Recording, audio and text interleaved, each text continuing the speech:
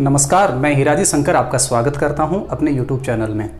एक लंबे अंतराल के बाद में ये क्लास हो रही है, तो इस दौरान आपको हुई असुविधा के लिए हमें खेद है और आशा करता हूं तथा साथ ही साथ विश्वास व्यक्त करता हूं कि राज्य व्यवस्था के संपूर्ण टॉपिक हैं वो बारी बारी से आपको मिलते रहेंगे। और आज का जो हमारा टॉपिक है वो है भारत के प्रधानमंत्री। देखिए, देखने में शायद ये टॉपिक बहुत ही सिंपल लगे, लेकिन अपने आप में ये बहुत ही विस्तृत कंसेप्ट लिए हुए हैं। आज हम भारत के प्रधानमंत्रियों के कार्यकाल को उनके कार्यकाल में हुई घटनाक्रम के हिसाब से हम पढ़ेंगे, यानी किसी भी प्रधानमंत्री के कार्यकाल के दौरान वो घटनाएं जिन्होंने राजनीति को एक नई दिशा दी है, उन घटनाओं का जिक्र करते हुए हम विभिन्न प्रधानमंत्रियों का कार्यकाल पढ़ेंगे।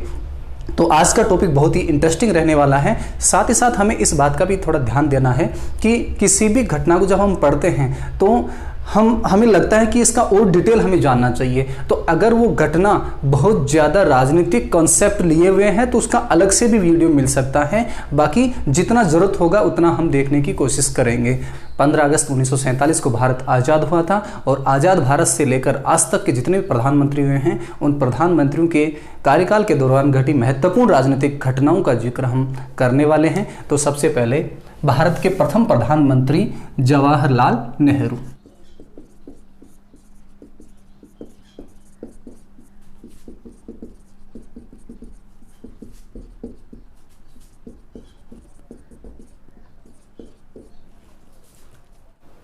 पंद्रह अगस्त 1947 को भारत एक लंबी गुलामी के बाद में आज़ाद हुआ और 14-15 अगस्त की मध्य रात्रि को जब भारत आज़ाद हुआ और प्रधानमंत्री जवाहरलाल नेहरू ने वो लाल किले की प्राचीर पे भाषण दिया। उस भाषण को वैसे ट्रिस्ट विद डेस्टिनी कहा जाता है, यानी भाग्यवधु से चिर प्रतीक्षित मुलाकात।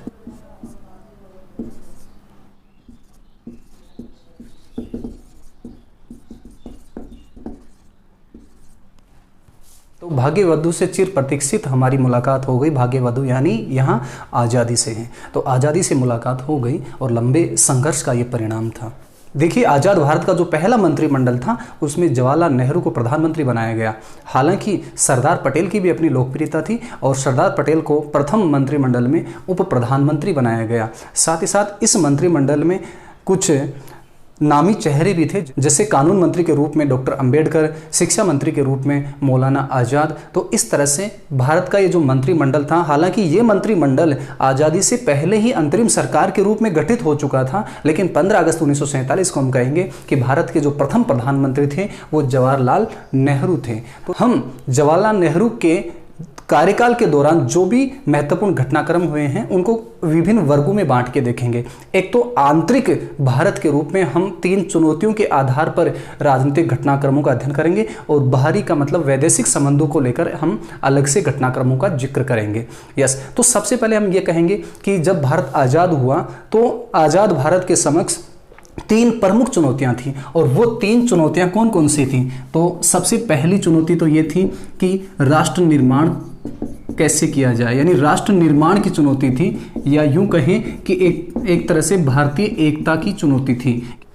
देखिए, राष्ट्र निर्माण की चुनौती कैसे कि जब भारत आज़ाद हुआ तो ये आज़ादी एक तरह से आधी अधूरी थी। एक तो विभाजन की त्रासदी, यानी धर्म के आधार पर भारत का विभाजन होना, और इसके बाद जो देसी रियासतें थी उनको विलय करने की समस्याएं।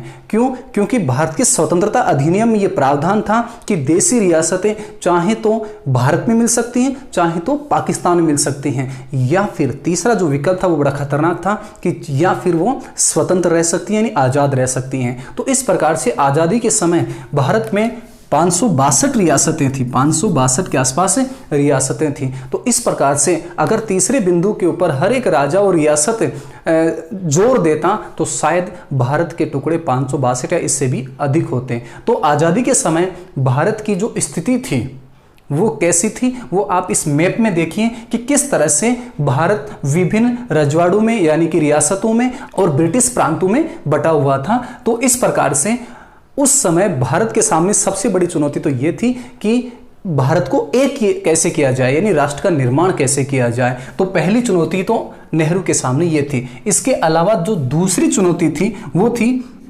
भारत में लोकतंत्र को कायम करना। और तीसरी बड़ी चुनौती थी कि भारत का विकास, और वो भी समावेशी विकास, क्योंकि भारत की आज़ादी में हर वर्ग हर तबका भाग लिया है और इस प्रकार से विकास का लाभ हर एक वर्ग को मिलना चाहिए। तो इन चुनौतियों से भारत कैसे निपटा, इन चुनौतियों से कैसे उभरा और कितना उभरा, वो सब हम क्रमबद्ध तरीके से पढ़ेंगे। और सबसे पहली चुनौती है राष्ट्र निर्माण की चुनौती, यानी विभाजन और देशी रियासतों के विलय से भारत किस तरह से मुकाबला किया, ये हम सबसे पहले पढ़ेंगे। तो सबसे पहली जो चुनौती थी वो थी राष्ट्र निर्माण की चुनौती। तो राष्ट्र निर्माण के लिए क्या कुछ प्रयास किए गए, ये हम बारी बारी से पढ़ते हैं। देखिए, जब भारत आज़ाद हुआ तो देशी रियासतों के विलय की सबसे बड़ी समस्या थी। तो प्रथम मंत्रिमंडल में सरदार वल्लभ भाई पटेल को उप प्रधानमंत्री के साथ साथ गृह मंत्री बनाया गया और साथ साथ जो रियासती विभाग था वो भी सरदार पटेल को दिया गया। तो इस प्रकार से रियासतों के एकीकरण में महत्वपूर्ण भूमिका निभाने का जो कार्य किया वो सरदार वल्लभ भाई पटेल ने किया। देखिए, किसी भी रियासत को अगर भारत में मिलना था तो इसके लिए उसको विलय पत्र पर हस्ताक्षर करना था, यानी अंग्रेजी में बोले तो इंस्ट्रूमेंट ऑफ एक्सेशन, यानी विलय पत्र पर हस्ताक्षर करना होता था। हाँ, इसके एवज में सरकार उस राजा को, जो रियासत भारत में मिल रही है, उसके राजा को उस रियासत के राजस्व के आधार पर बैठे बैठाए तनख्वाह देना स्वीकार किया, जिसको प्रीवीपर्स बोला गया। जिसको क्या बोला गया? प्रीवीपर्स। यानी जो भी देशी रियासत है वो भारत में मिल रही है तो उसके राजा को जो रियासत के एवज में जो धनराशि या जो तनख्वाह देना तय हुआ उसको प्रीवीपर्स या दान थैलियां बोला जाता था। तो भारतीय भूभाग में आने वाली जितनी भी रियासतें या रजवाड़े थे उनका धीरे धीरे करके भारतीय संघ में विलय होता गया। हाँ, 4 रियासतें हैं, इन्होंने थोड़ी सी समस्या पैदा की और वो 4 रियासतें कौन सी थी? यानी जूनागढ़ है, उसका विलय थोड़ा सा परेशानी भरा रहा। हैदराबाद है, मणिपुर है और जम्मू कश्मीर या कश्मीर रियासत। तो दूसरे शब्दों में हम यूं कहें कि इन 4 रियासतों को छोड़कर बाकी रियासतों का भारत संघ में विलय आसान रहा। तो 4 रियासतें कौन सी? जूनागढ़, हैदराबाद, मणिपुर और जम्मू कश्मीर। सबसे पहले बात करते हैं हम जूनागढ़ की। जूनागढ़ जो कि भारतीय भूभाग से घिरी हुई एक रियासत थी और जूनागढ़ के जो शासक थे वो मुस्लिम शासक थे, नवाब थे, और जिनका नाम था महावत खान। तो महावत खान है, उनकी इच्छा कहीं ना कहीं जूनागढ़ रियासत के विलय की, पाकिस्तान के साथ विलय करने की इच्छा थी। यस, लेकिन बहुसंख्यक हिंदू जनता ने महावत खान को जूनागढ़ से भागने पर मजबूर कर दिया और अंततः फरवरी 1948 को यहाँ पर जूनागढ़ में जनमत संग्रह हुआ और जनमत संग्रह के माध्यम से जूनागढ़ का विलय भारत में हो गया। तो इस प्रकार से फरवरी 1948 में जनमत संग्रह द्वारा जूनागढ़ रियासत का भारत में विलय हो गया, जिसको अनेक बार अंतर्राष्ट्रीय मंचों पर पाकिस्तान उठाता रहा कि जूनागढ़ का जो विलय है वो असंवैधानिक या गलत है। यस, तो ये तो हुआ जूनागढ़ का विलय। अब हम बात करते हैं हैदराबाद की। हैदराबाद भारत की सबसे बड़ी रियासत थी। इसके जो शासक थे उनको निजाम बोला जाता है। शासक का नाम मीर उस्मान अली खान था। मीर उस्मान अली खान।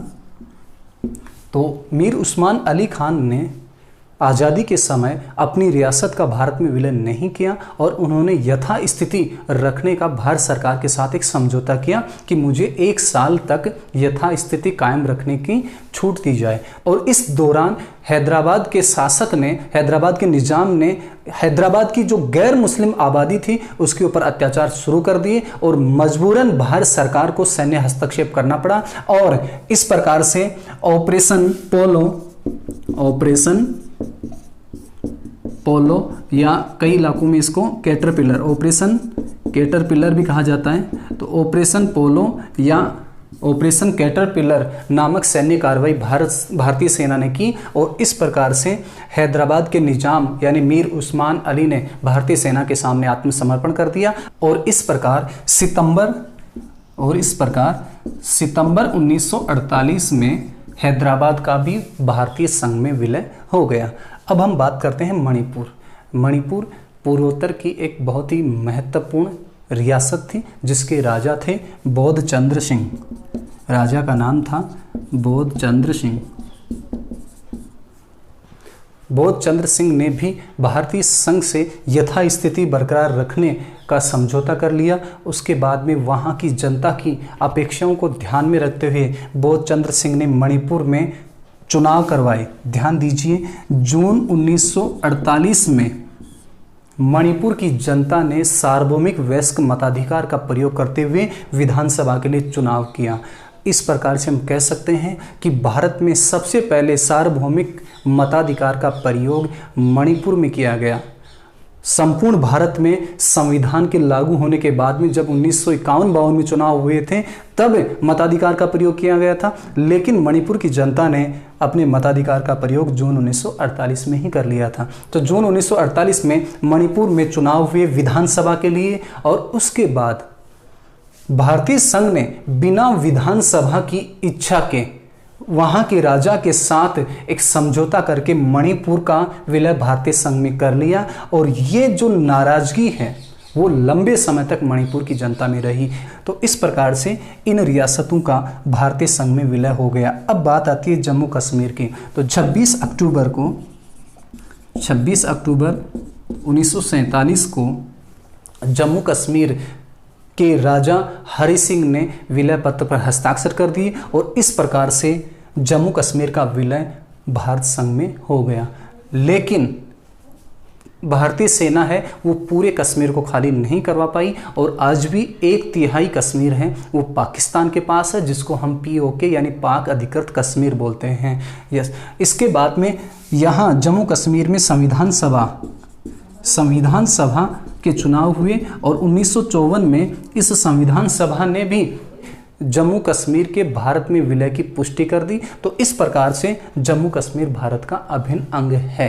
हालांकि इसका 1/3 हिस्सा अभी भी पाकिस्तान के पास है। जम्मू कश्मीर के संबंध में काफ़ी कुछ वर्तमान में भी बदलाव हुआ है। तो जम्मू कश्मीर के संबंध में एक अलग क्लास संभव है जिसमें हम जम्मू कश्मीर की जो ऐतिहासिक और वर्तमान स्थिति के ऊपर अच्छे से डिस्कस करेंगे। यस, तो इस प्रकार से सबसे पहली जो चुनौती थी राष्ट्र निर्माण की, तो राष्ट्र निर्माण की चुनौती में इन रियासतों को किस तरह से मिलाया गया ये हमने जाना। अब हम इससे आगे बढ़ते हैं।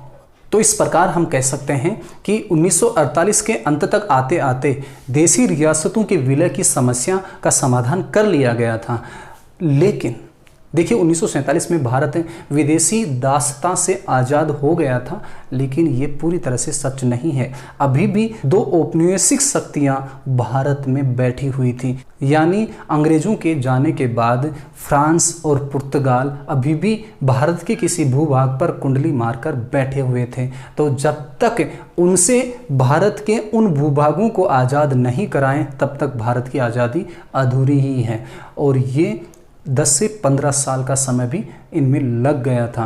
तो सबसे पहले हम बात करते हैं पुडुचेरी की, जो कि फ्रांस के अधीन था। तो 1 नवंबर, अगला घटनाक्रम है 1 नवंबर 1954 को पुडुचेरी और उसके आसपास के और क्षेत्र जैसे कराईकल, येनम और माहे, इनको फ्रांस से आज़ाद कराया गया। और हालांकि फ्रांस ने औपचारिक रूप से सत्ता का जो हस्तांतरण है वो 16 अगस्त 1962 को किया था, लेकिन 1954 में ही भारत ने पुडुचेरी, कराईकल, यनम, माहे इनको फ्रांस से आज़ाद करा लिया था। और वर्तमान में पुडुचेरी जो केंद्र शासित प्रदेश है, इसमें सबसे बड़ा जिला पुडुचेरी है। बाकी कराईकल, येनम, माहे भी उसी पुडुचेरी केंद्र शासित प्रदेश के हिस्से हैं। इसके बाद में और अब बारी थी गोवा की आज़ादी की। गोवा अभी भी पुर्तगालियों के कब्जे में था।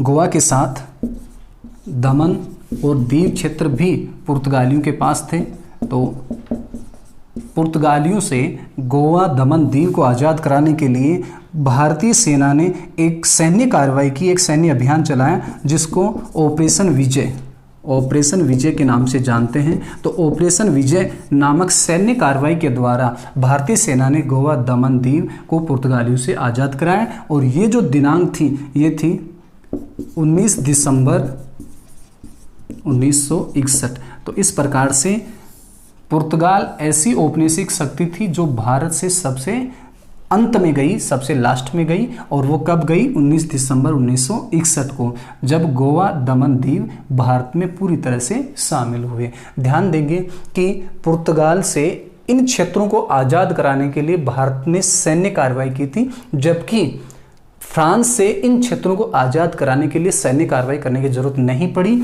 यहाँ पर जनमत संग्रह हुआ था। तो यहाँ जनमत संग्रह के माध्यम से पुडुचेरी कराईकल येनम माहिका भारत संघ में विलय हो गया था 1 नवंबर 1954 को, जबकि गोवा को और दमन दीव को पुर्तगालियों से आज़ाद कराने के लिए ऑपरेशन विजय नामक सैन्य कार्रवाई करनी पड़ी। देखिए, देशी रियासतों का विलय तो हो गया है, लेकिन भारत में अनेक प्रांत ऐसे हैं जिनका अपना एक राजनीतिक इतिहास रहा है, अपनी एक अलग राजनीतिक विरासत रही है। और धीरे धीरे जब इन समस्याओं का समाधान हो गया था तो लाजमी था कि राज्यों की पुनर्गठन की मांग उठेगी। और ये विभिन्न आधारों पे, चाहे वो भाषा आधार हो, चाहे कोई राजनीतिक विरासत हो, तो इन आधारों पे भारत में विभिन्न राज्यों के पुनर्गठन की मांग उठी।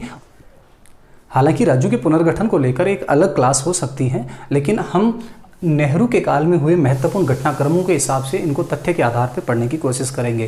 तो राज्यों के पुनर्गठन को लेकर जो देश के विभिन्न भागों से जो मांगे आ रही थी, उन मांगों को किस तरह से नेहरू सरकार ने संतुष्ट किया, उसके बारे में हम पढ़ते हैं। सबसे पहले 1948 में ही एक कमेटी बनाई थी। 1948 में एक आयोग का गठन किया गया था, जिसको हम कहते हैं धर आयोग। श्याम कृष्ण धर या एस के धर के नेतृत्व में एक आयोग गठित हुआ, राज्य पुनर्गठन आयोग। और उस आयोग ने भाषा के आधार पर जो राज्यों का गठन था उसको अस्वीकार कर दिया, यानी भाषाई आधार पर राज्यों का गठन नहीं होना चाहिए, क्योंकि इससे पहले भाषा के आधार पर राज्यों के पुनर्गठन की मांग जोर पकड़ी थी। तो इस मांग को सिरे से खारिज किया। उसी साल दिसंबर में एक और कमेटी का गठन हुआ, दिसंबर 1948 को, जिसने अप्रैल 1949 को अपनी रिपोर्ट दी, और वो थी JVP समिति या JVP आयोग। राज्यों के पुनर्गठन के संबंध में JVP समिति थी, जिसमें 3 सदस्य थे। 3 सदस्य कौन थे? जवाहरलाल नेहरू, वल्लभ भाई पटेल और पट्टाभी सीतारामैया। तो इन तीनों के सदस्यता में एक समिति का गठन किया गया, और इस समिति ने भी भाषाई आधार पर राज्यों के पुनर्गठन की मांग को अस्वीकार कर दिया। तो इस प्रकार से भाषा के आधार पर जो विभिन्न राज्यों के गठन की मांग आ रही थी, इन दोनों ही समितियों ने क्रमशः खारिज कर दिया। उसके बाद भाषाई राज्यों की मांग और जोर पकड़ने लगी, और ये मांग मद्रास प्रांत के तेलुगु भाषी क्षेत्र से आने लगी। मद्रास प्रांत, जिसमें 2 भाषा के भूभाग थे, एक तो तमिल भाषा और दूसरा तेलुगु। तो तेलुगु भाषा जो क्षेत्र था, उसमें जो वहाँ के लोकप्रिय नेता थे पोटी श्री रामुलु, उन्होंने भाषाई आधार पर मद्रास प्रांत से जो तेलुगु भाषी क्षेत्र है उसको अलग आंध्र राज्य बनाने की मांग को लेकर आमरण अनशन शुरू कर दिया। और 56 दिन के अनशन के बाद श्री रामुलु की मृत्यु हो गई, मौत हो गई, और इससे आंदोलन और उग्र हो गया। और ये जो घटनाक्रम है ये 1952 का घटनाक्रम है। तो इस प्रकार से दिसंबर 1952 में मजबूरन जवाहरलाल नेहरू को ये घोषणा करनी पड़ी कि मद्रास प्रांत के तेलुगु भाषी क्षेत्र को मद्रास प्रांत से अलग करके आंध्र राज्य बनाया जाएगा। और 1953 में विधिवत रूप से मद्रास से तेलुगु भाषी क्षेत्र को अलग करके आंध्र राज्य के नाम से अलग राज्य बना दिया। कालांतर में इसको आंध्र प्रदेश कहा गया, और शेष जो हिस्सा रहा वो तमिलनाडु कहलाया। तो इस प्रकार से भाषाई आधार पर सबसे पहले जिस राज्य का गठन हुआ या जिस राज्य का निर्माण हुआ वो था आंध्र प्रदेश। और उसके बाद ये समस्या, जब एक राज्य के लिए ये घोषणा कर दी तो देश के विभिन्न कोनों में इस तरह की मांग आना लाजमी था। तो इस समस्या का समाधान करने के लिए नेहरू सरकार ने एक राज्य पुनर्गठन आयोग ही बना दिया 1953 में। एसआरसी यानी कि स्टेट रीऑर्गेनाइजेशन कमीशन का गठन कर दिया। दिसंबर 1953 में राज्य पुनर्गठन आयोग बनाया गया।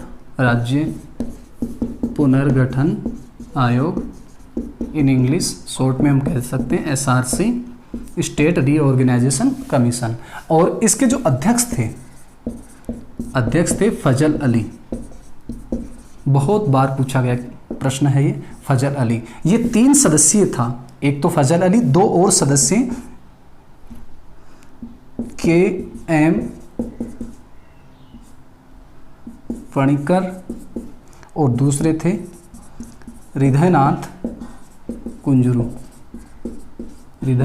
कुंजरू। तो इस प्रकार से 3 सदस्यीय राज्य पुनर्गठन आयोग था। इस आयोग ने जो सिफारिश दी उसके आधार पर सन 1956 को राज्य पुनर्गठन अधिनियम बना। ध्यान देंगे, राज्य पुनर्गठन आयोग का गठन कब किया गया? 1953 में।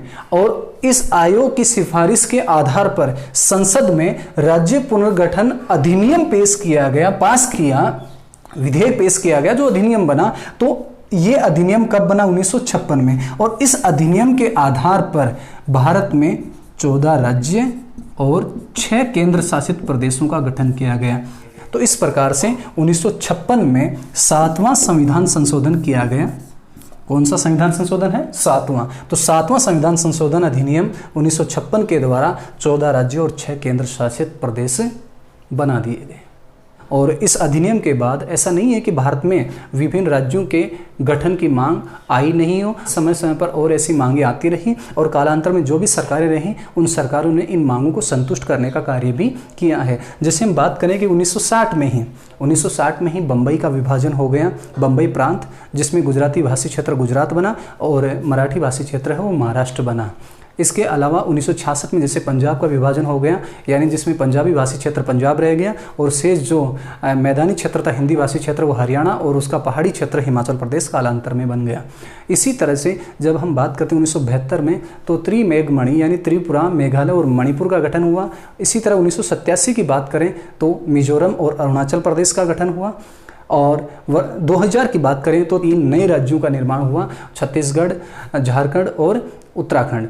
और 2014 में भी एक राज्य बना है। और ऐसा नहीं है कि वर्तमान में विभिन्न क्षेत्रों में पुनर्गठन की मांग नहीं आ रही है, वर्तमान में मांग आ रही है और इनको संतुष्ट किया भी जाता है और किया भी जाता रहेगा। तो इस प्रकार से नेहरू के सामने जो 3 चुनौतियां थी उसमें प्रथम चुनौती राष्ट्र निर्माण या राष्ट्रीय एकता की जो चुनौती थी उसका बखूबी से सामना किया गया और बहुत हद तक उसका समाधान भी किया गया, जो हमने क्रमबद्ध तरीके से पढ़ा। दूसरी जो चुनौती थी वो थी लोकतंत्र को कायम करना, क्योंकि भारत में पहली बार लोकतंत्र यानी जनता का शासन स्थापित होना था। तो लोकतंत्र को कैसे कायम करना है, कैसे शुरू करना है, ये सबसे बड़ी चुनौती थी। क्योंकि अब तक जो लोकतंत्र है वो उन्हीं देशों में स्थापित था, सफल था, जहां जनता बहुत ज़्यादा एजुकेट हो, और दूसरा विकसित देश। तो विकसित और शिक्षित देशों में ही लोकतंत्र सफल था और पहली बार लोकतंत्र अशिक्षित और अविकसित देश में शुरू होना था। तो पूरी देश दुनिया की निगाह भारत के ऊपर थी कि भारत जैसा एक अल्प विकसित और अशिक्षित देश कैसे लोकतंत्र को शुरू कर पाता है।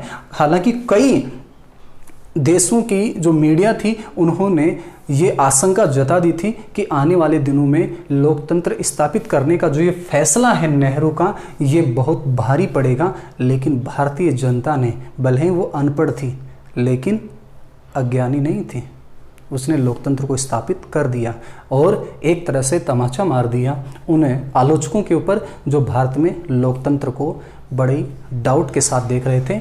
और इसमें नेहरू की भूमिका बहुत ही महत्वपूर्ण मानी जाएगी। तो लोकतंत्र को कायम करने की दिशा में क्या कुछ प्रयास किए गए उनको हम क्रमबद्ध तरीके से हम पढ़ेंगे। देखिए, लोकतंत्र का मतलब यहाँ पर निष्पक्ष और स्वतंत्र चुनाव कराए जाएं, और निष्पक्ष और स्वतंत्र चुनाव कराने की जिम्मेदारी है निर्वाचन आयोग की।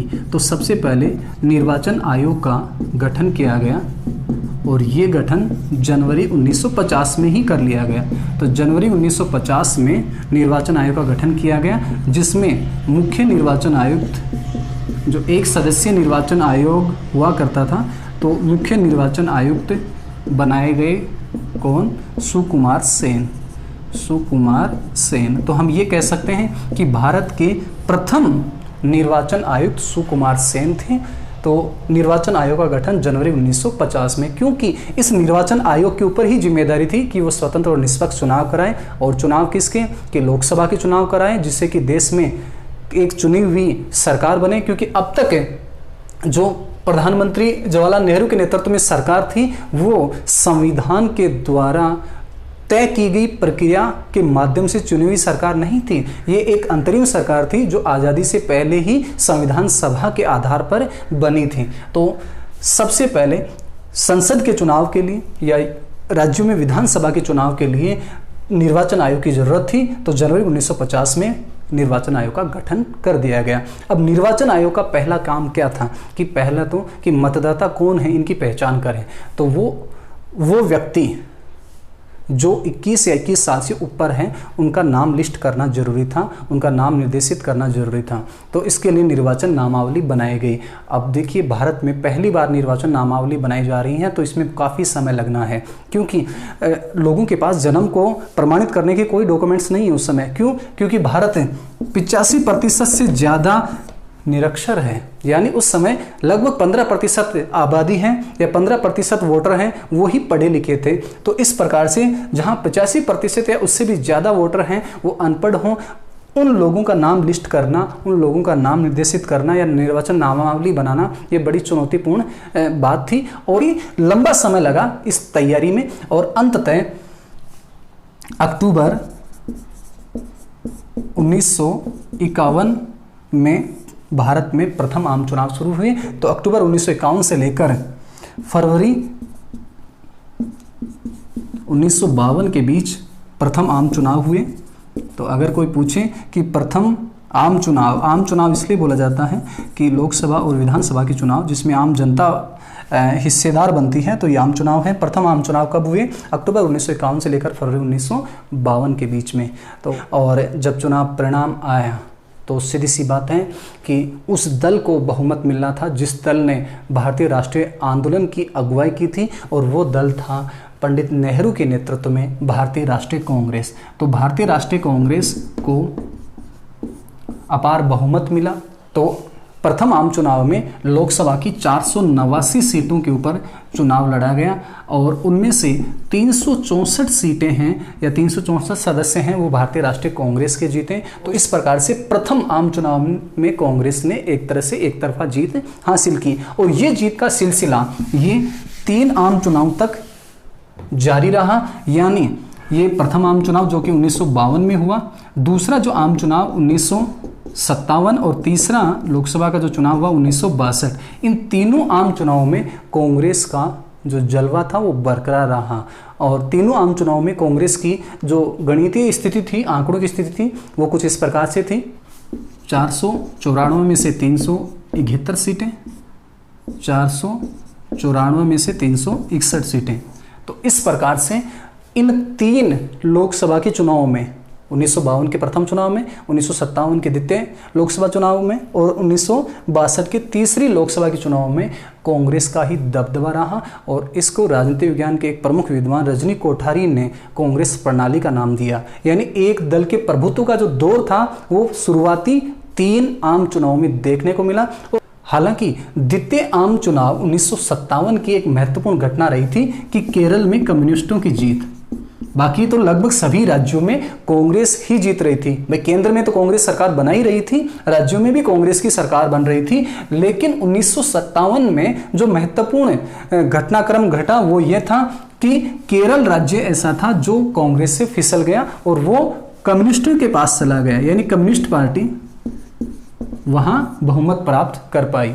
यानी जो नमूद्रीपाद थे उनके नेतृत्व में केरल में कम्युनिस्टों की सरकार बनी। और ध्यान दीजिए, ये विश्व में पहला ऐसा मौका था जब कम्युनिस्टों ने, जब साम्यवादियों ने चुनाव प्रणाली में भाग लेकर सरकार बनाई हो। इससे पहले कम्युनिस्टों की जहां कहीं भी विश्व भर में कहीं पर भी सरकार बनी है वो क्रांति के माध्यम से ही सरकार बनी, चाहे वो कोरिया हो, चाहे वो सोवियत संघ हो, चाहे वो चीन हो। भारत में पहली बार लोकतांत्रिक तरीके से कम्युनिस्टों ने सरकार बनाई और वो केरल में बनाई 1957 में। ये अलग बात है कि 2 साल बाद ही कम्युनिस्ट सरकार को केरल में अपदस्थ कर दिया गया, यानी 1959 में केरल में राष्ट्रपति शासन लागू कर दिया गया और इस कम्युनिस्ट सरकार को बर्खास्त कर दिया गया था। तो हम निष्कर्ष के तौर पर यही कहेंगे कि इन 3 आम चुनावों में कांग्रेस का वर्चस्व था, जिसको कांग्रेस प्रणाली यानी कांग्रेस सिस्टम के नाम से जाना जाता है।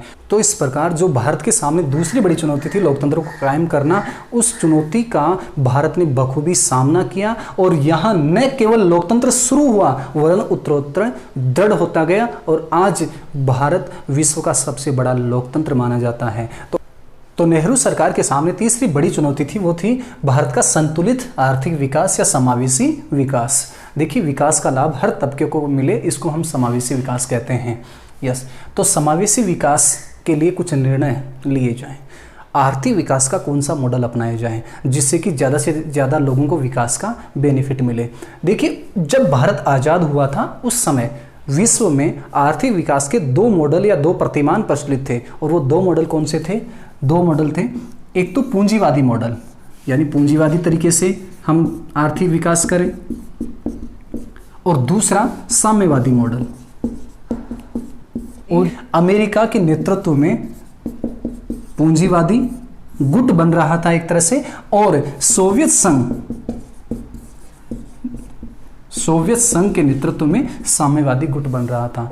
जब भारत आजाद हुआ तो उस समय आर्थिक विकास के 2 मॉडल प्रचलित थे, भारत पूंजीवाद को अपनाए या साम्यवाद को अपनाए। लेकिन भारत को वो मॉडल अपनाना था जो भारत की परिस्थिति के हिसाब से ठीक हो, और इस हिसाब से भारत ने दोनों का ही एक मिश्रित स्वरूप अपनाया जिसको हम लोकतांत्रिक समाजवाद कहते हैं। तो भारत ने आर्थिक विकास के लिए जो मॉडल अपनाया उसका नाम है लोकतांत्रिक समाजवाद। लोकतांत्रिक समाजवाद। देखिए, लोकतांत्रिक समाजवाद में क्या होता है कि इन दोनों ही अतिवादी विचारधाराओं के कुछ अच्छे गुणों को अपनाया जाता है और जो बुरी बातें हैं उनसे दूर रहा जाता है। पूंजीवाद में जहां स्वतंत्रता और तीव्र आर्थिक विकास के ऊपर अधिक बल दिया जाता है, वहीं साम्यवाद में समानता या साम्यता पर जोर दिया जाता है, समानता पर अत्यधिक बल दिया जाता है। भारत ने दोनों ही विचारधाराओं की अच्छी बातों को अपनाया, यानी पर्याप्त स्वतंत्रता भी हो, निजी क्षेत्र को पूरी तरह से समाप्त नहीं किया जाए जैसा साम्यवाद में किया जाता है, साथ ही साथ संतुलित आर्थिक विकास यानी जनता में समानता स्थापित करना भी हमारा लक्ष्य रखा गया। तो हम यूँ कहेंगे कि आर्थिक समानता और राजनीतिक स्वतंत्रता दोनों का मिला जुला एक स्वरूप भारत में अपनाया गया, जिसको हम लोकतांत्रिक समाजवाद या दूसरे शब्दों में हम मिश्रित अर्थव्यवस्था भी कहते हैं।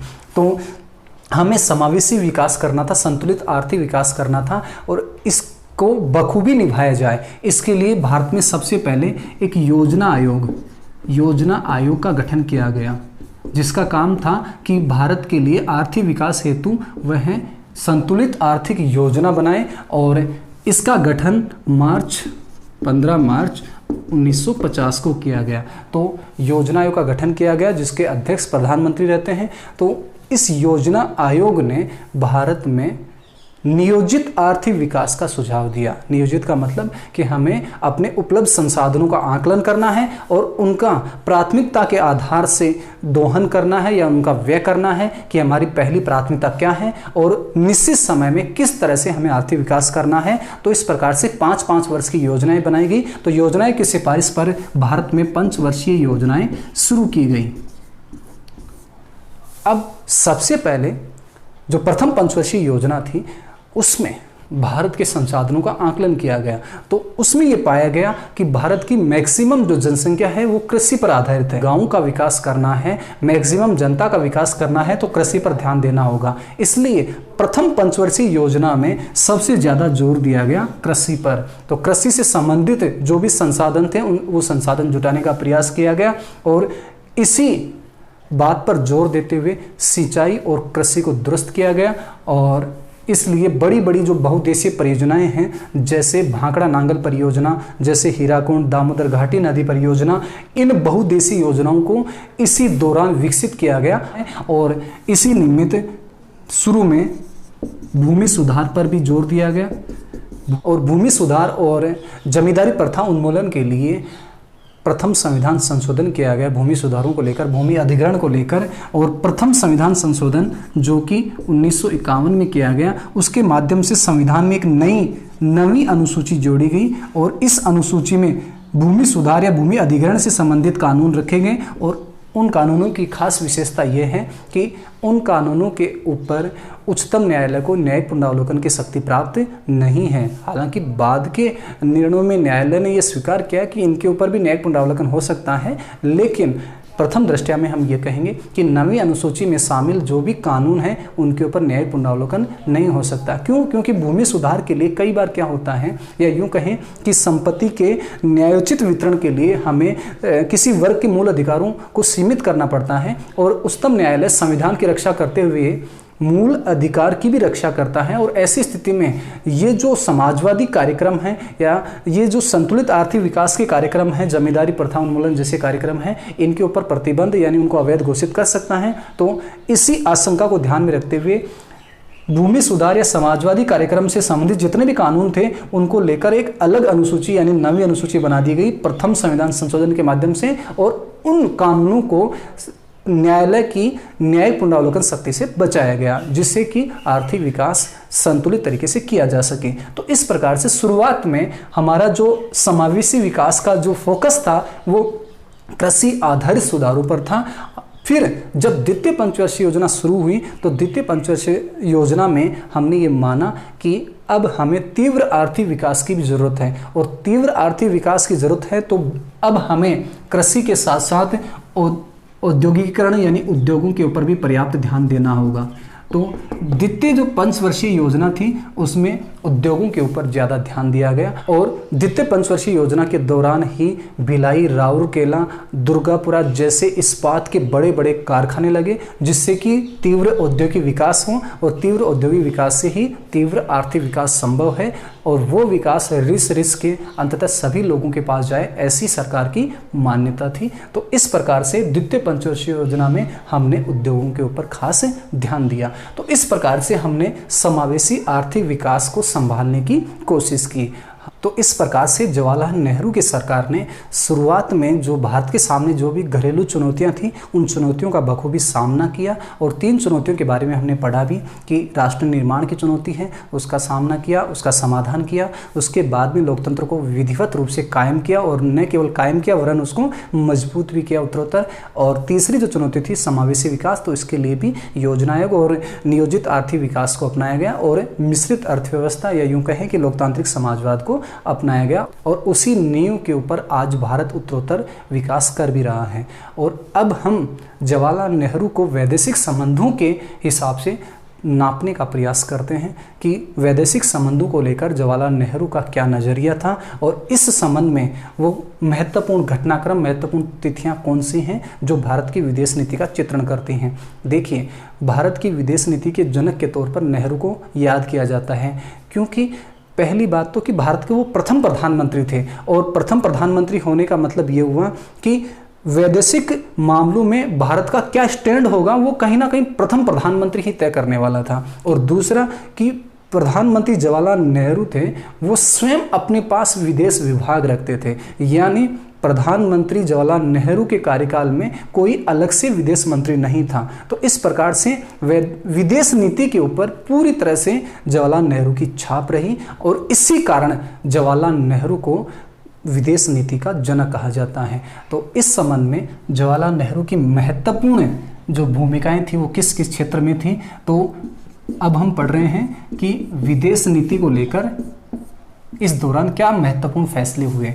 तो जवाहरलाल नेहरू का विदेश नीति के संबंध में 2 महत्वपूर्ण बातें याद करने योग्य हैं कि एक तो जो भारत ने गुटनिरपेक्षता का अनुसरण किया उसमें महत्वपूर्ण भूमिका और निर्णायक भूमिका थी वो जवाहरलाल नेहरू की थी। देखिए, विश्व भर में गुटनिरपेक्ष आंदोलन के जनक के रूप में हम 5 प्रमुख नेताओं को याद करते हैं, और वो नेता कौन से हैं कि एक तो जवाहरलाल नेहरू भारत से, मिस्र से नासिर,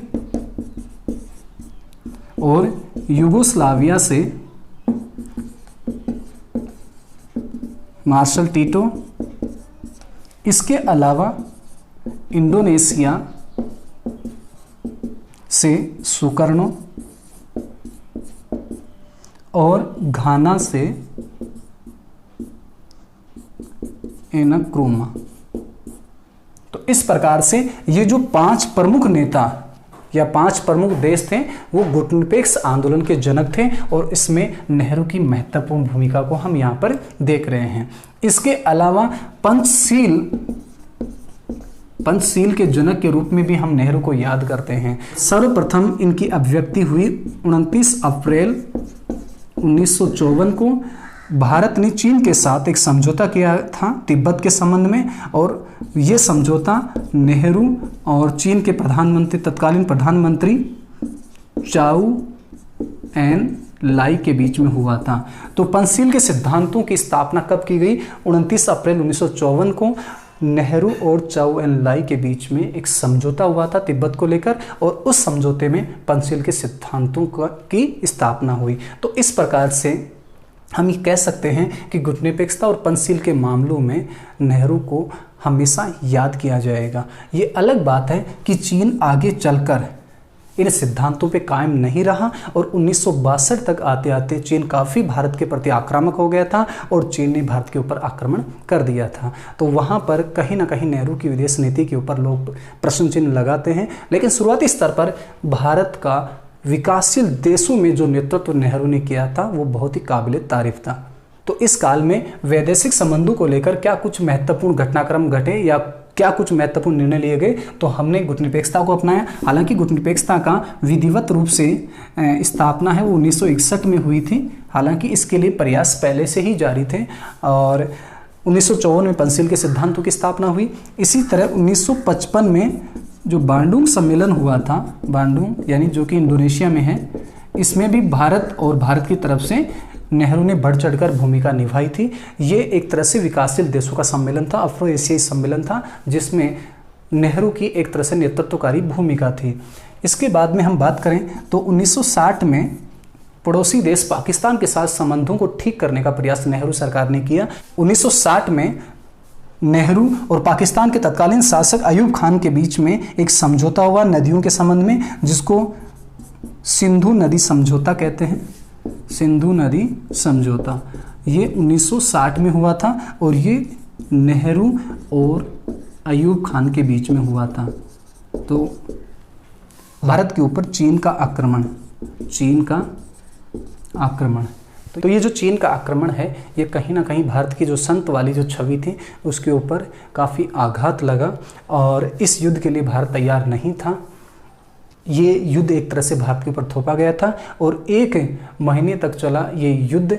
उसमें फिर चीन ने एक तरफा युद्ध विराम की घोषणा की, और वह विजित क्षेत्रों से भी वापस लौटने लगा, लेकिन बहुत सा हिस्सा आज भी चीन के कब्जे में है। तो चीन को लेकर नेहरू की हमेशा से आलोचना होती रही है। इस युद्ध के ऊपर हेंडरसन ब्रुक्स एक रिपोर्ट आई थी, उस रिपोर्ट में भी कहीं ना कहीं नेहरू को एक तरह से जिम्मेदार ठहराया गया था भारत की हार में। तो हम कहेंगे 1962 के चीन के युद्ध ने नेहरू की छवि को काफ़ी कमज़ोर कर दिया। यहाँ तक कि 1963 में नेहरू मंत्रिमंडल के खिलाफ अविश्वास प्रस्ताव भी आया। ये पहला अविश्वास प्रस्ताव था जो भारतीय इतिहास में दर्ज है। ये जे.बी. कृपलानी के द्वारा लाया गया था। तो इस प्रकार जवाहरलाल नेहरू के कार्यकाल के दौरान जितने भी महत्वपूर्ण घटनाएं घटी उनको हम विभिन्न भागों में विभाजित करके हमने पढ़ा। तो इन सब के अतिरिक्त भी कोई अन्य महत्वपूर्ण घटनाएं या अन्य महत्वपूर्ण जो तिथियां हैं उनको भी हम पढ़ लेते हैं। 1948 में जवाहरलाल नेहरू ने प्रधानमंत्री राष्ट्रीय राहत कोष की स्थापना की। ये हाल ही में चर्चा में भी आया था। जब कोविड-19 वाली महामारी को लेकर पीएम केयर्स या प्रधानमंत्री राहत कोष की चर्चा हुई थी, तो वास्तव में प्रधानमंत्री राष्ट्रीय राहत कोष की स्थापना जवाहरलाल नेहरू के द्वारा 1948 में की गई थी। और ये एक ऐसा कोष था जो पाकिस्तान से जो विस्थापित होकर आए थे, पाकिस्तान से जो विस्थापित होकर आए थे उनकी सहायता करना था। और ख़ास बात है कि ये पूरी तरह से जनता के सहयोग पर आधारित था, जनता के सहयोग से चलने वाला कोष था। यानी इस कोष के लिए कोई बजट सरकार के द्वारा आवंटित नहीं किया जाता है। अन्य महत्वपूर्ण घटनाक्रम में बात करें कि 2 अक्टूबर 1952 को सामुदायिक विकास कार्यक्रम शुरू हुए थे। सामुदायिक विकास कार्यक्रम 1953 में अनुच्छेद 340 का प्रयोग करते हुए एक पिछड़ा आयोग का गठन किया गया था। पिछड़ा आयोग, जिसके अध्यक्ष थे काका कालेलकर। तो काका कालेलकर की अध्यक्षता में एक पिछड़ा वर्ग आयोग का गठन 1953 में किया गया था, जिसने विभिन्न जातियों की पहचान कर उनको आर्थिक और शिक्षा के मामले में पिछड़ा घोषित करने का सुझाव दिया था। हालांकि इस आयोग के सुझावों को नहीं माना गया। द्वितीय जो पिछड़ा वर्ग आयोग था, मंडल आयोग, उनके सुझावों को मानते हुए फिर आरक्षण दिया गया था। ये बाद में हम पढ़ेंगे। इसके अलावा और कोई लैंडमार्क डिसीजन, तो 1955 में हिंदू कोड बिल पारित हुआ। हिंदू विवाह अधिनियम, विवाह अधिनियम पारित हुआ। देखिए हिंदू कोड बिल क्या है। एक्चुअल में हिंदू कोड बिल, देखिए हिंदू कोड बिल हिंदू धर्म में आचरण के लिए सुधार का एक श्रृंखला है। यानी हिंदू धर्म में जो कुछ कुरीतियां हैं, उन कुरीतियों को दूर करने के लिए जो कानूनी प्रयास किए गए, उन समस्त कानूनी प्रयासों के समूह को हिंदू कोड बिल कहते हैं। बिल का मतलब विधेयक के रूप में प्रस्तुत किया जाना था। देखिए इसके प्रयास हैं वो आज़ादी के तुरंत बाद ही शुरू हो गए थे कि हिंदू में व्याप्त जो कुरीतियां हैं उनको दूर किया जाए। विवाह के संबंध में, उत्तराधिकार के संबंध में, या दत्तक के संबंध में, या मेंटेनेंस के संबंध में जो भी हिंदू के अंदर समस्याएं हैं उनका समाधान किया जाए। तो इसको लेकर पहले से ही एक माहौल बना हुआ था कि हिंदू कोड बिल रखा जाए, एक ऐसा विधेयक रखा जाए जो हिंदुओं को रेगुलेट करता हो। और इसमें महत्वपूर्ण दिलचस्पी दिखाने वाले थे डॉक्टर भीमराव अंबेडकर। तो भीमराव अंबेडकर जो कि प्रथम मंत्रिमंडल, जो कि अंतरिम सरकार थी, उसका जो मंत्रिमंडल था उसमें हमने पहले भी चर्चा की कि कानून मंत्री के रूप में डॉक्टर अंबेडकर थे। तो डॉक्टर अंबेडकर का हमेशा ही ये जोर रहा कि हिंदू कोड बिल पारित हो। अब जब 1951 तक आते आते नेहरू सरकार के द्वारा हिंदू कोड बिल के ऊपर ढुलमुल रवैया अपनाया गया, तो 1951 में फिर डॉक्टर भीमराव अंबेडकर ने अपने मंत्री पद से इस्तीफा दे दिया। तो डॉक्टर भीमराव अंबेडकर का ये जो सपना था वो कुछ हद तक फिर साकार हुआ 1955 में, जब हिंदू कोड से संबंधित एक महत्वपूर्ण अधिनियम यानी हिंदू विवाह अधिनियम पारित हुआ। इसी तरह हिंदू कोड बिल का ही हिस्सा ये विभिन्न हिस्सों में पारित हुआ। 1956 में भी कुछ महत्वपूर्ण कानून बने कि जैसे हिंदू उत्तराधिकार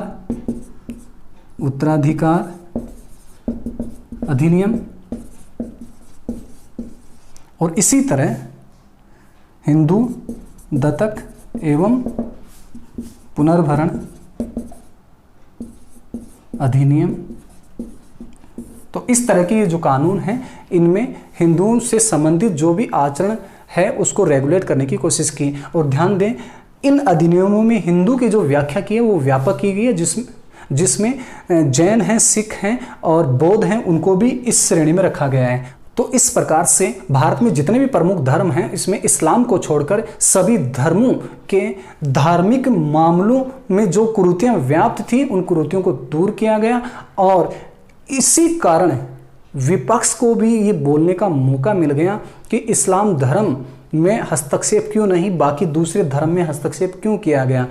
विपक्षियों का ये मानना था कि नेहरू सरकार या कांग्रेस सरकार है ये संविधान के अनुच्छेद 44 का पूरी तरह से पालन नहीं कर रही। अनुच्छेद 44 जो निर्देशक तत्वों के रूप में है, जिसमें कहा गया है कि सरकार एक समान नागरिक संहिता बनाएगी, यानी नागरिकों के आचरण के समान नियम बनाएगी। लेकिन अभी तक ये कहा जाता है कि इस्लाम के संबंध में ऐसा नहीं हुआ है और इसको विपक्ष कांग्रेस की तुष्टीकरण की नीति के रूप में भी प्रचारित करता रहा है।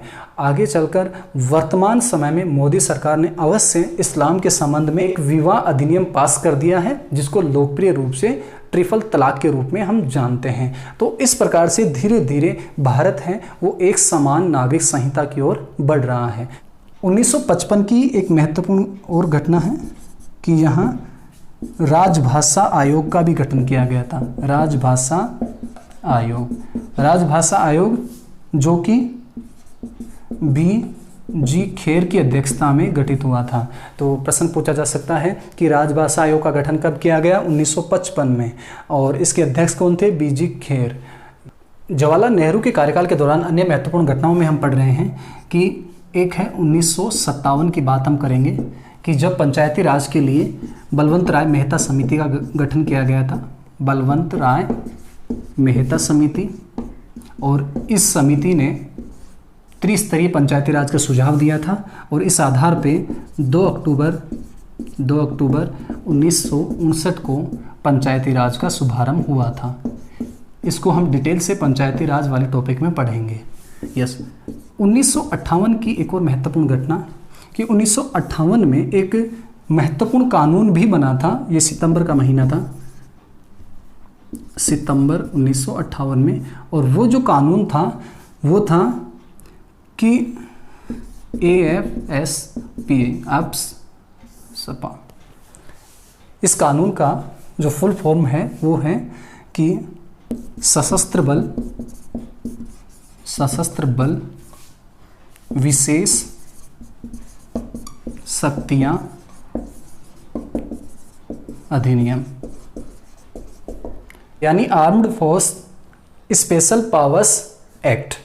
सशस्त्र बल विशेष शक्तियां अधिनियम भी पारित किया गया था सितंबर 1958। तो ये अधिनियम पूर्वोत्तर राज्यों के लिए पारित किया गया था। पूर्वोत्तर में जिस तरह की हलचलें उस दौरान हो रही थी, वहाँ जो अलगाववादी गतिविधियाँ चल रही थी, उन गतिविधियों को रोकने के लिए सेना को विशेष शक्तियाँ दी गई थी, जिसके माध्यम से उन ताकतों को रोका जा सके, दबाया जा सके।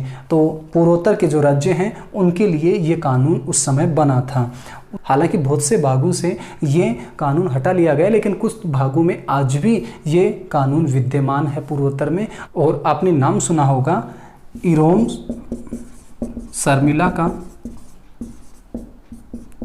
जो कि एक सामाजिक कार्यकर्ता है और इन्होंने 16 वर्ष तक अनशन किया है। और वो अनशन का कारण था मणिपुर में से इस अबसफा कानून को हटाना। इसके लिए 16 वर्ष तक अनशन किया। फिर मणिपुर के जब हाल ही में चुनाव हुए तो उन चुनावों में उन्होंने अपना अनशन तोड़ा और चुनाव में भाग लिया, चुनाव लड़ा। और ये अलग बात है कि वह चुनाव नहीं जीत पाई। जिन्होंने 16 वर्ष तक मणिपुर के लिए अनशन किया वो चुनाव नहीं जीत पाई, और चुनाव जीतना तो दूर की बात है, इरोम शर्मिला को नोटा से भी कम वोट मिले हैं। 1990 में इस कानून को जम्मू कश्मीर में भी लागू कर दिया। तो जम्मू कश्मीर में भी ये कानून लागू है। देखिए, एक बॉलीवुड में एक मूवी बनी थी हैदर के नाम से, और उस मूवी में भी इस कानून के बारे में काफ़ी जिक्र किया गया था। तो इस प्रकार से 1958 में ही ये कानून बना था। तो नेहरू के कार्यकाल में और महत्वपूर्ण घटनाक्रम है 1960 में बेरूबाड़ीवाद। देखिए, बेरूबाड़ीवाद क्या है? पहले तो बेरूबाड़ी शब्द देखिए, ये जो बेरूबाड़ी जगह है ये पश्चिम बंगाल का एक हिस्सा हुआ करती थी, जिसको पाकिस्तान को देना तय हुआ था। हम 2 साल पहले चलते हैं 1958 में। 1958 में भारत के प्रधानमंत्री नेहरू और पाकिस्तान के शासक फिरोज खान नून के बीच एक समझौता हुआ था। फिरोज खान नून जिसको नेहरू नून समझौता भी बोला जाता है। इस समझौते के द्वारा भारत और पाकिस्तान के बीच में कुछ भूभागों की अदला बदली होनी थी।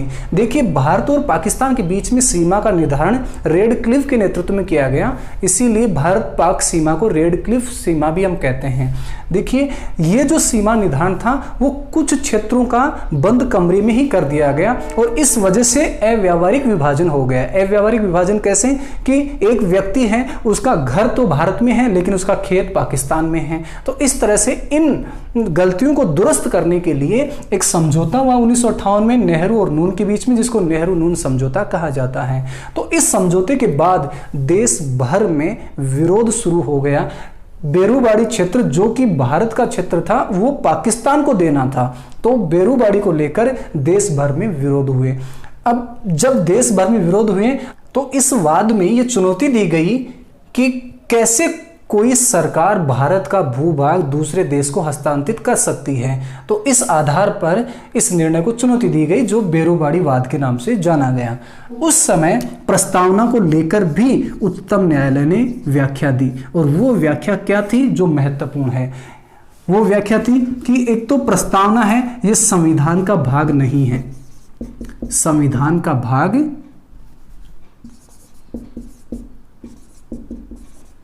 भाग नहीं है, और दूसरा जब इस संविधान का भाग नहीं है तो संविधान की प्रस्तावना में संशोधन नहीं किया जा सकता।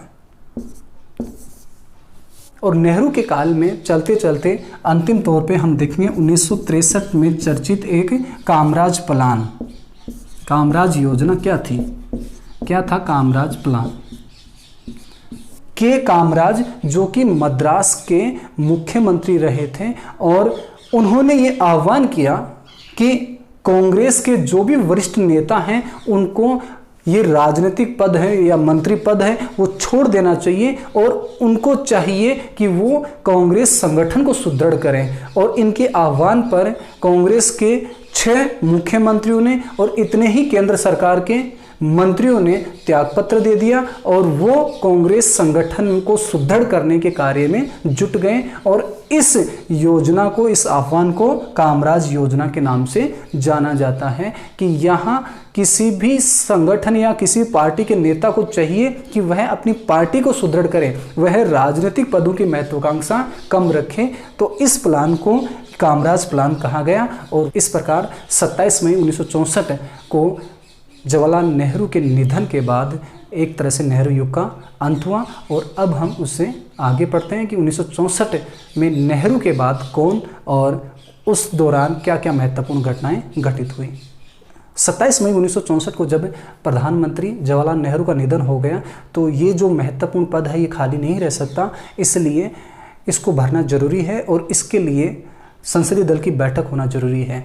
तो जब परिस्थितिवश संसदीय दल की बैठक संभव नहीं हुई तो राष्ट्रपति ने सबसे वरिष्ठ मंत्री गुलजारी लाल नंदा को कार्यवाहक प्रधानमंत्री के तौर पर शपथ दिलाई और 9 जून तक जब संसदीय दल की बैठक हो गई कांग्रेस की तो स्थायी तौर पर प्रधानमंत्री का चुनाव कर लिया गया और 9 जून 1964 को भारत के अगले प्रधानमंत्री बने सादगी के प्रतीक लाल बहादुर शास्त्री।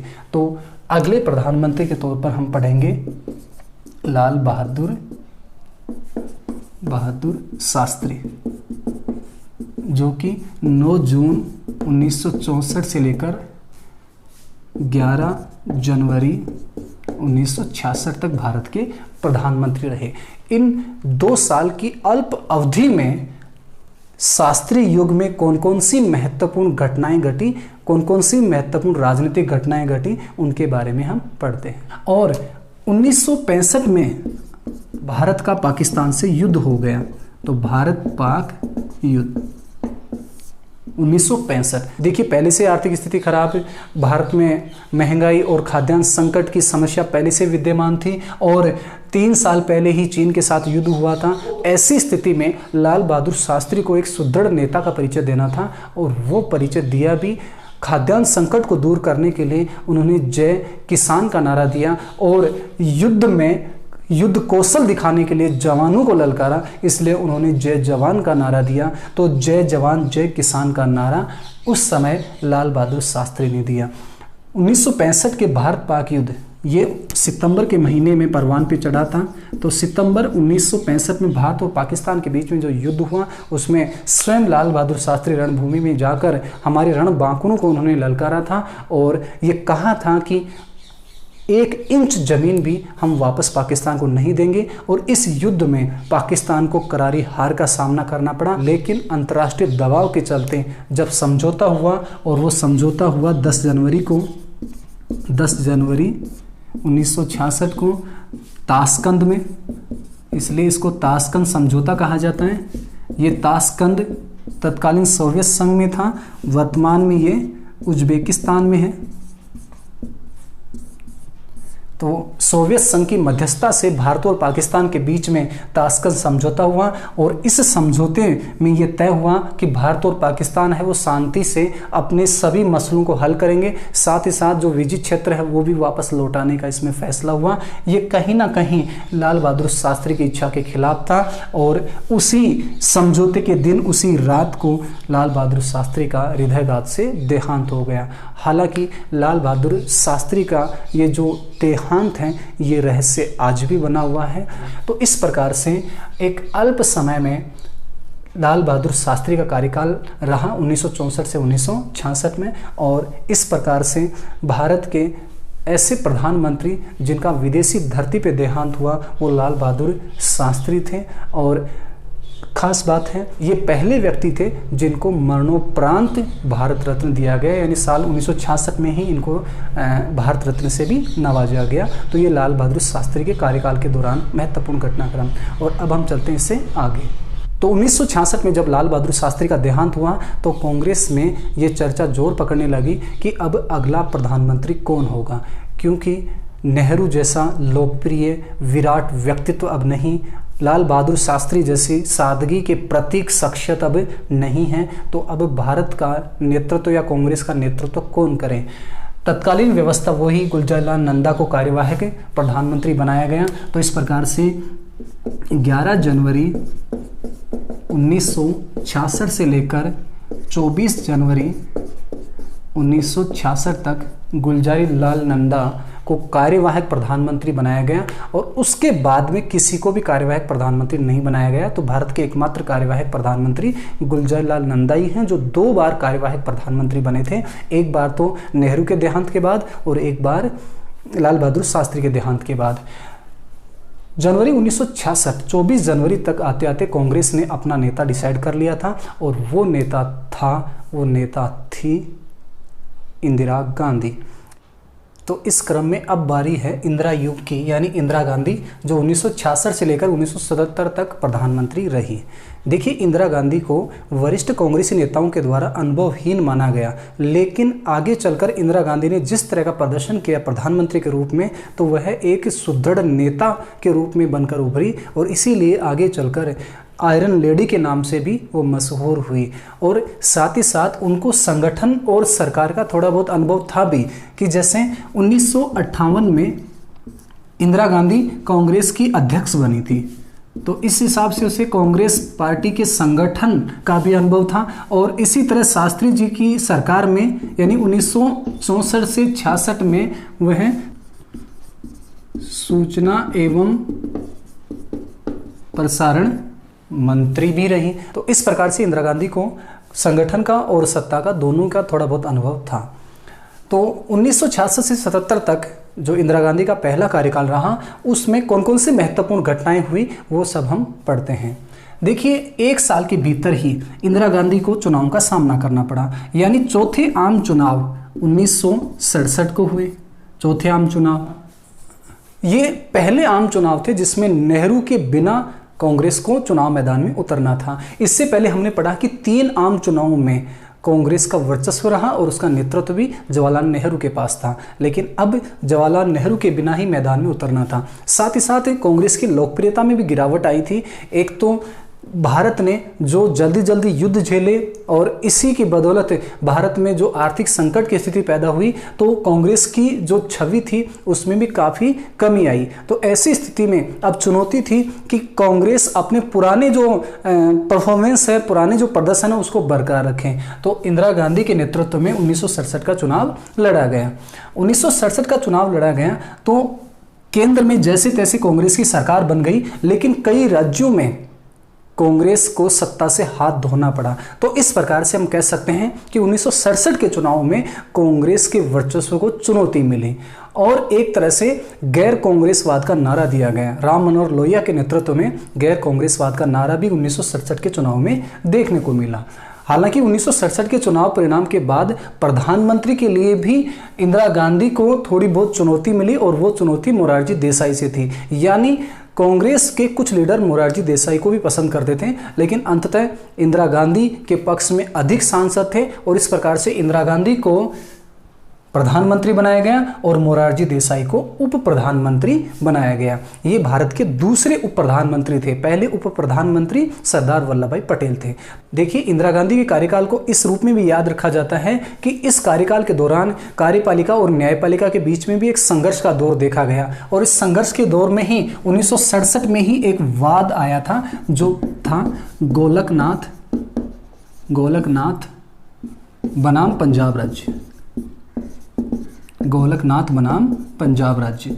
इस वाद में उच्चतम न्यायालय ने यह निर्णय दिया कि संसद है वह मूल अधिकारों में संशोधन नहीं कर सकती। संसद मूल अधिकारों में संशोधन नहीं कर सकती। देखिए, जब सरकार आर्थिक सुधारों को लागू करती है या सामाजिक न्याय के लिए कार्य करती है तो कुछ हद तक संपत्ति के अधिकार को सीमित करना पड़ता है, यानी अधिकारों को सीमित करना पड़ता है। अगर आप सामाजिक न्याय की दिशा में बढ़ रहे हैं या आप समाजवाद की दिशा में आगे बढ़ रहे हैं, तो जो ही ये निर्णय आया कि मूल अधिकारों में कोई परिवर्तन नहीं किया जा सकता, तो सरकार के जो भी लोक कल्याणकारी कार्य थे या समाज के जो भी सामाजिक समानता वाले कार्यक्रम थे उनके ऊपर एक तरह से अंकुश लग गया। यानी अब नीति निर्देशक तत्वों को प्रभावी तरीके से लागू करने में सरकार असक्षम महसूस करने लग गई। तो इस वाद के प्रत्युत्तर सरकार ने, यानी इंदिरा गांधी सरकार ने संसद में एक संशोधन विधेयक प्रस्तुत किया और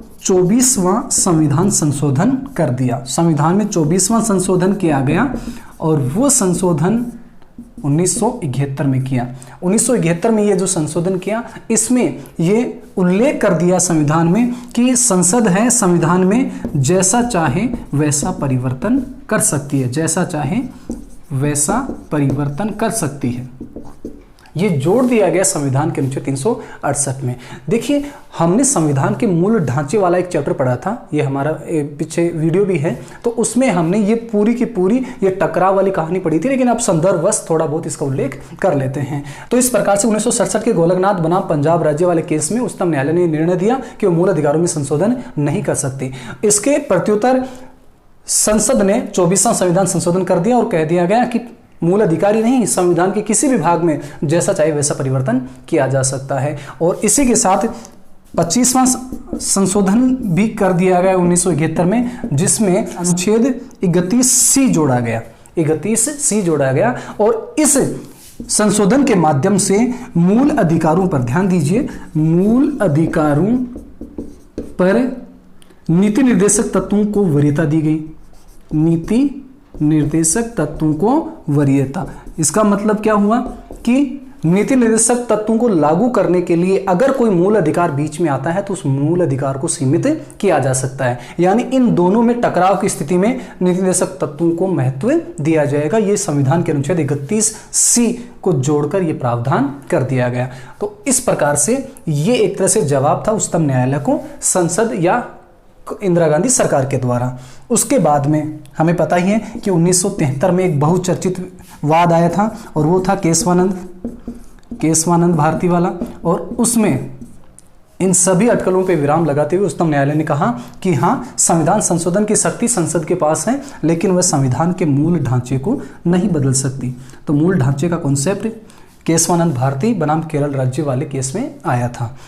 देखिए, केशवानंद भारती वाले वाद में जो एक तरह से सरकार के खिलाफ सा जो निर्णय गया, उस वाद में संविधान पीठ की अगुवाई उच्चतम न्यायालय के मुख्य न्यायाधीश एस.एम. सीकरी कर रहे थे।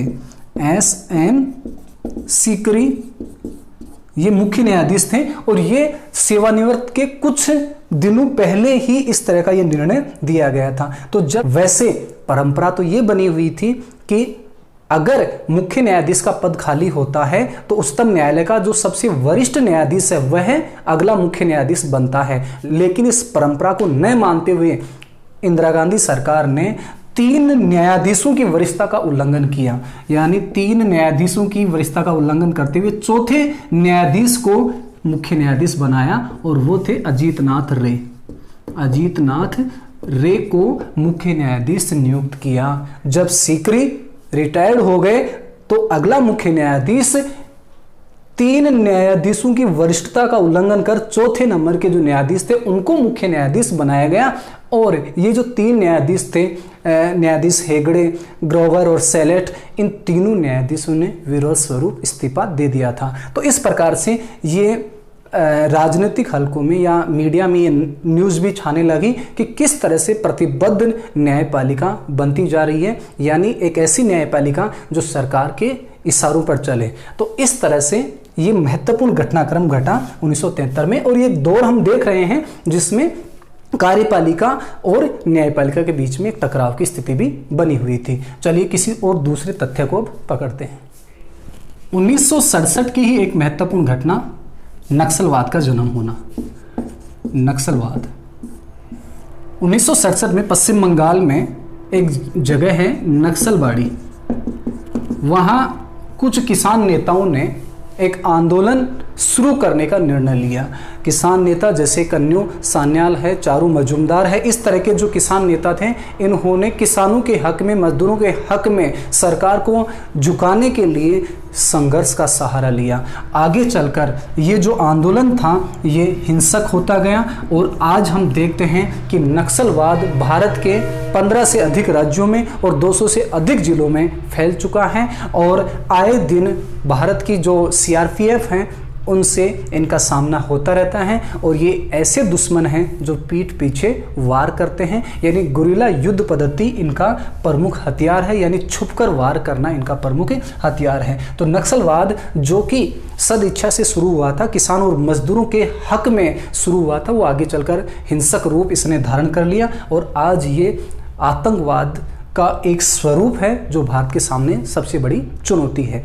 चलिए 1967 के बाद में 1968 में अंतर्राष्ट्रीय स्तर पर एक महत्वपूर्ण निर्णय लिया गया और वो था एनपीटी। एनपीटी का मतलब है परमाणु अप्रसार संधि। परमाणु अप्रसार संधि।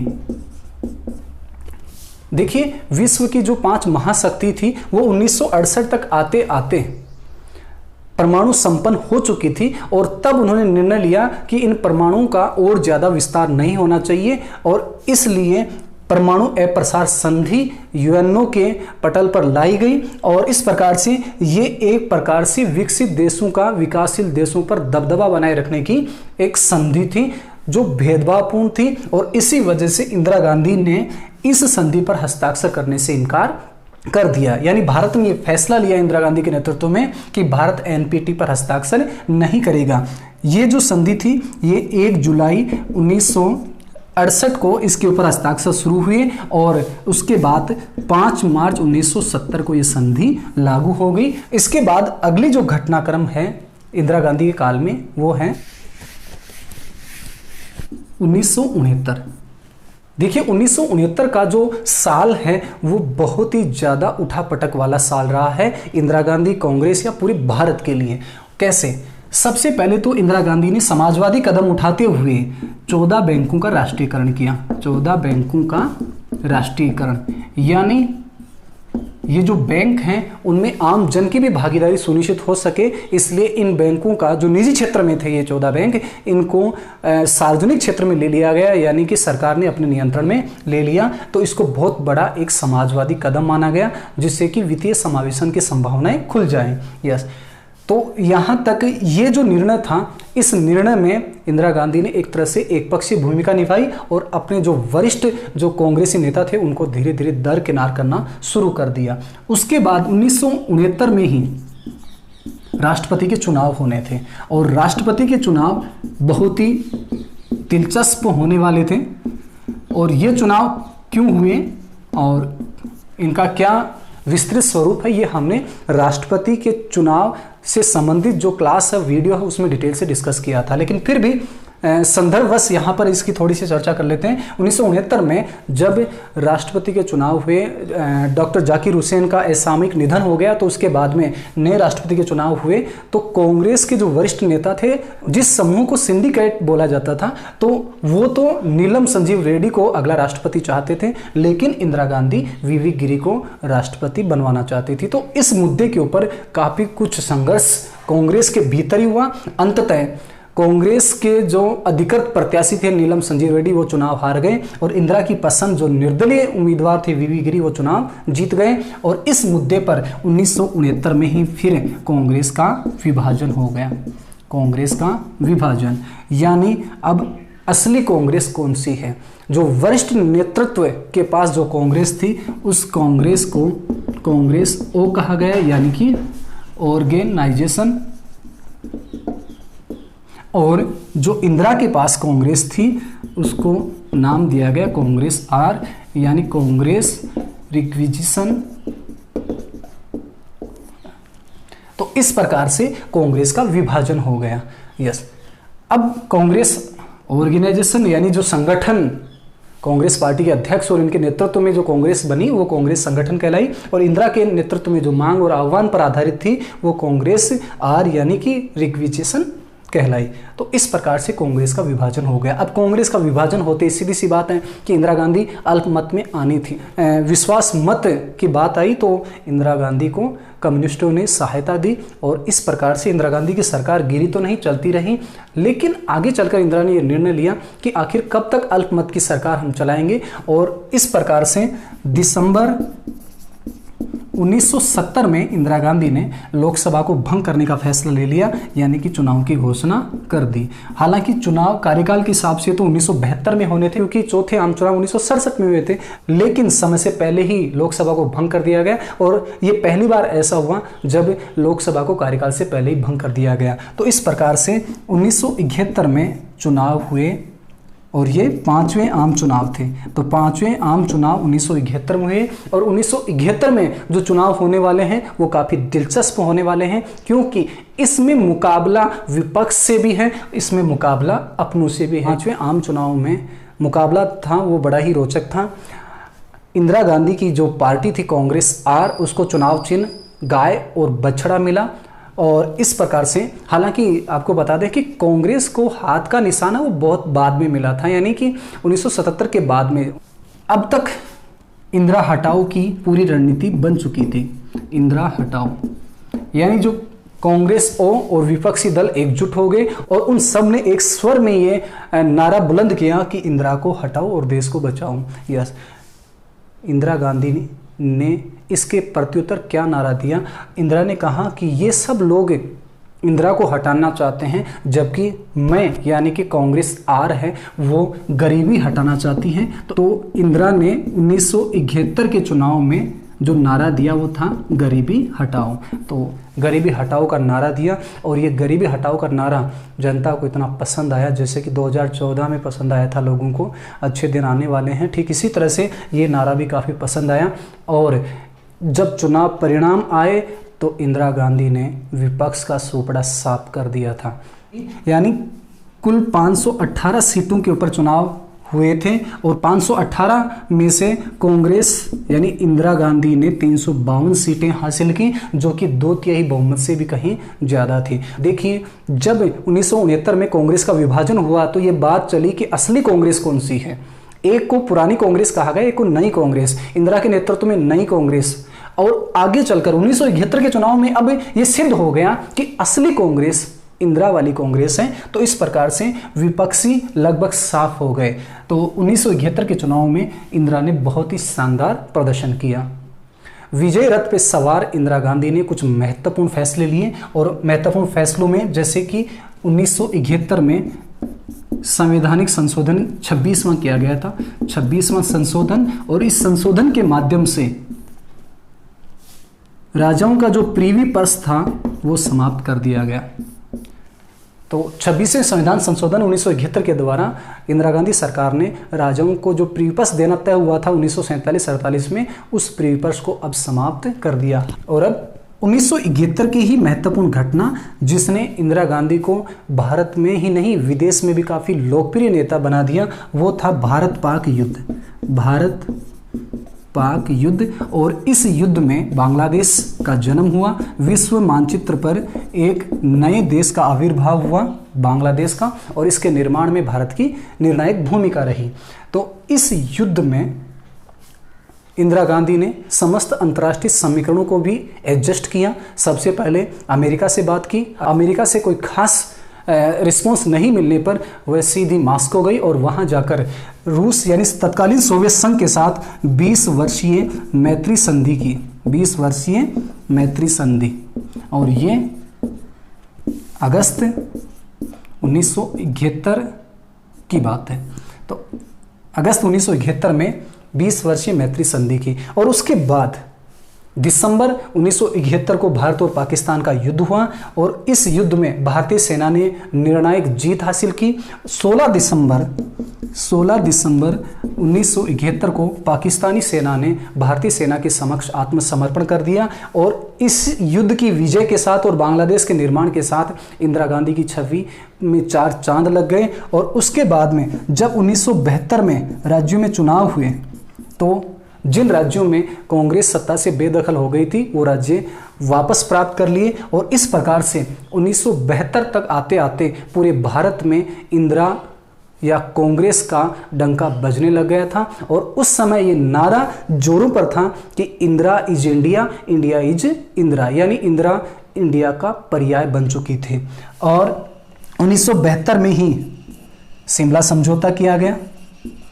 शिमला समझौता 2 जुलाई 1972 को शिमला समझौता किया गया, और इस समझौते में ये समझौता शिमला हिमाचल प्रदेश में पाकिस्तान की तरफ से जुल्फिकार अली भुट्टो और भारत की तरफ से इंदिरा गांधी। तो शिमला समझौता कब हुआ? 2 जुलाई 1972 को पाकिस्तान की तरफ से जुल्फिकार अली भुट्टो और भारत की तरफ से इंदिरा गांधी ने सिग्नेचर किए। तो 1972 तक इंदिरा गांधी की छवि काफ़ी सुदृढ़ हो चुकी थी। उसके बाद कुछ सालों में इंदिरा गांधी की छवि कमज़ोर हुई, और 1975 तक आते आते तो इंदिरा गांधी ने ऐसा निर्णय लिया जो भारतीय लोकतंत्र के इतिहास में सबसे काला दिन माना जाता है, और वो था इमरजेंसी। क्या था इमरजेंसी, और उससे पीछे की जो पृष्ठभूमि थी वो क्या थी, क्यों मजबूर हुई इंदिरा गांधी इमरजेंसी लगाने को, वो भी हम पढ़ेंगे क्रम से। हालांकि इससे पहले 2 और घटनाएं मैं आपको बता देता हूं कि 1974 में इंदिरा गांधी ने एक साहसिक निर्णय लिया, और वो था भारत में पहला परमाणु परीक्षण। तो पोखरण में पहला परमाणु परीक्षण किया 1974 में, और 1974 में ही इंदिरा गांधी ने बांग्लादेश के साथ एक समझौता किया, LBA लैंड बाउंड्री एग्रीमेंट, जिसके तहत कुछ भू क्षेत्र या एनक्लेव है उनका आदान प्रदान करना था। और ये इंदिरा गांधी और शेख मुजीबुर रहमान खान के बीच में हुआ। और वर्तमान जो मोदी सरकार है, इन्होंने इसी समझौते के ऊपर आगे बढ़ते हुए 100वां संविधान संशोधन किया, और भारत और बांग्लादेश के बीच एनक्लेवों का यानी भू क्षेत्रों का आदान प्रदान किया है। और अब हम वो परिस्थितियां पढ़ेंगे पहले कि किन परिस्थितियों में इंदिरा गांधी ने आपातकाल लागू किया। 1973 तक आते आते भारत में आर्थिक संकट की स्थिति पैदा होने लगी, महंगाई परवान पे चढ़ने लगी। तो साल 1974 इंदिरा गांधी के लिए विभिन्न आंदोलनों का सामना करने का रहा। तो 1974 में कौन कौन से आंदोलन, तो सबसे पहले हम बात करें बिहार आंदोलन की। बिहार आंदोलन जो जयप्रकाश नारायण के नेतृत्व में चलाया जा रहा था, जेपी के नेतृत्व में यह आंदोलन छेड़ा जा रहा था। ये एक तरह से विद्यार्थियों का आंदोलन था। तो बिहार आंदोलन, और इसी तरह गुजरात में मोरारजी देसाई के नेतृत्व में इंदिरा के खिलाफ आंदोलन छेड़ दिया गया। जयप्रकाश नारायण का आंदोलन काफ़ी व्यापक था। जयप्रकाश नारायण ने समग्र क्रांति का आह्वान किया, संपूर्ण क्रांति का आह्वान किया कि अब पूरी तरह से सत्ता में परिवर्तन हो जाना चाहिए। और एक तरह से ये आंदोलन बिहार से शुरू होकर दिल्ली की तरफ कूच कर गया और इन आंदोलनों को राष्ट्रव्यापी समर्थन मिला। गुजरात में मोरारजी देसाई के नेतृत्व में आंदोलन शुरू हो गया। इसी तरह इस दौरान ही एक बहुत ही व्यापक रेल हड़ताल भी हुई, रेल हड़ताल जो कि जॉर्ज फर्नांडिस के नेतृत्व में रेल हड़ताल की जा रही थी। तो चारों तरफ से हड़ताल और आंदोलनों का जो ये माहौल बना था, इससे इंदिरा गांधी की सत्ता है वो डामाडोल होने लग गई थी। और इन सब में जो महत्वपूर्ण मामला आया वो साल 1975 में है। 1975 में वो 12 जून का दिन, और वो इलाहाबाद उच्च न्यायालय का निर्णय। ये क्या निर्णय था? देखिए, 1971 में इंदिरा गांधी ने रायबरेली से चुनाव लड़ा था और उनके सामने थे राजनारायण। तो 1971 के चुनाव को, इंदिरा गांधी की जीत को राजनारायण ने इलाहाबाद उच्च न्यायालय में चुनौती दी और ये दलील पेश की कि इंदिरा गांधी ने चुनाव जीतने के लिए सरकारी मशीनरी और संसाधनों का दुरुपयोग किया है। और इलाहाबाद उच्च न्यायालय के जज ने यह स्वीकार कर लिया और 12 जून 1975 को इंदिरा गांधी की जीत को, इंदिरा गांधी के लोकसभा सदस्यता को रद्द घोषित कर दिया और आगामी 6 साल के लिए चुनाव लड़ने पर पाबंदी लगा दी। तो इससे अब पूरी तरह से जड़ें हिल चुकी थी इंदिरा गांधी की कुर्सी की। अब इंदिरा गांधी ने इन सब माहौल में क्या निर्णय लिया? हालांकि इस निर्णय को स्टे मिल चुका था उच्चतम न्यायालय में, ये 24 जून के दिन, लेकिन अंततः 26 जून यानी कि 25 जून की मध्य रात्रि 1975 को इंदिरा गांधी ने आपातकाल की घोषणा करवा दी। रात 12 बजे राष्ट्रपति फखरुद्दीन अली अहमद को जगाया गया और कहा कि सिग्नेचर करिए। किस बात पर? कि देश में इमरजेंसी है। हालांकि 1962 वाली जो युद्ध जनित इमरजेंसी थी वो पहले से लगी हुई थी, लेकिन ये आंतरिक अशांति के नाम पे, आंतरिक अशांति के नाम पर एक नई इमरजेंसी, एक नई आपातकाल लागू कर दिया गया। और रात 12 बजते ही विभिन्न समाचार पत्रों या मीडिया घरानों की लाइटें काट दी गई और रात में ही कई विपक्षी नेताओं को जेल में डाल दिया गया। आपातकाल के दौरान काफ़ी ज्यादती भी हुई। परिवार नियोजन कार्यक्रम संजय गांधी के नेतृत्व में चलाए गए और आप किसी बुजुर्ग के पास बैठिए, वो परिवार नियोजन कार्यक्रम के बारे में खूब डिटेल से बताएंगे। और इसी तरह से अनेक विपक्षी नेताओं की गिरफ्तारियां हुई और उनको कई महीनों यानी कईयों को सालों भर तक जेल में रखा गया। और इसी के साथ 1976 में संविधान के साथ भी बहुत बड़ा छेड़छाड़ करने का प्रयास हुआ। 42वां संविधान संशोधन पारित किया गया जिसमें संविधान के अनेक प्रावधानों को बदला गया। ये मिनी कॉन्स्टिट्यूशन भी कहलाता है। संविधान को छेड़ने का एक बहुत बड़ा प्रयास किया गया। तो इस प्रकार से इंदिरा गांधी के स्वर्णिम कार्यकाल में आपातकाल एक काले धब्बे की तरह है। हालांकि ये नहीं है कि इस आपातकाल के दौरान सारे ही बुरे काम किए गए थे, कुछ अच्छे काम भी हुए। जैसे इसी दौरान 20 का यानी 20 सूत्रीय कार्यक्रम चलाए गए जिसमें गरीबी उन्मूलन है, जिसमें खाद्य सुरक्षा है, जिसमें आवासीय योजना है। इस तरह की 20 योजनाएं चलाई गई और उनको अच्छे से कार्यान्वित करने का प्रयास भी किया गया। अंततः 1977 में नए चुनाव की घोषणा करनी पड़ी और अब तक जनता मानस बना चुकी थी कि इंदिरा गांधी को अब अगला प्रधानमंत्री नहीं बनाया जाएगा।